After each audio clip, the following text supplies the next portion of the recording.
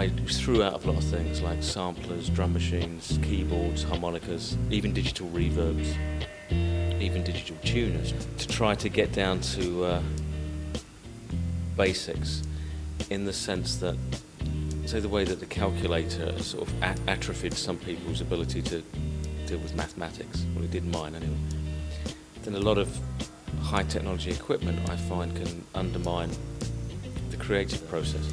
I'm an analog man, I really am, and I use digital to an extent, but I think there's a lot of babies being thrown out with the bathwater with digital. Everyone's rushing headlong, and see, the term rock has different connotations for an Englishman than an American, probably.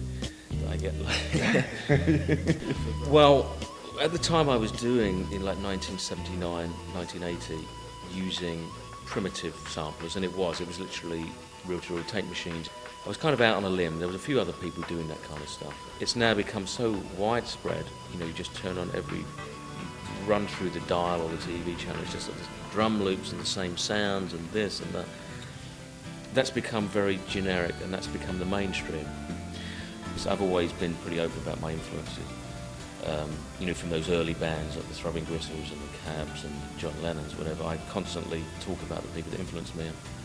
And I think it's really nice when people do that. I do hear a lot of my ideas, and for years I've heard it on other people's records, and musicians have told me, extremely well-known musicians have told me they got ideas from it, and they won't admit it publicly. I find that a bit irritating. It's like you keep seeing stuff that you're doing cropping up in other people's stuff. You know they're doing it, they tell you you're doing it, and then no one ever admits it. But the main reason for doing the book with the album was because of the MP3 thing which is starting to happen. You know, I can't blame people for wanting to have an MP3 and then burn it onto a CD.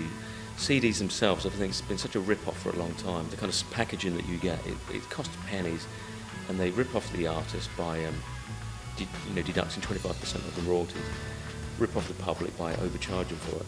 So our thinking was to create something that was a bit more worthwhile having, you know, like years ago you would have a nice gatefold sleeve, and I love all that stuff.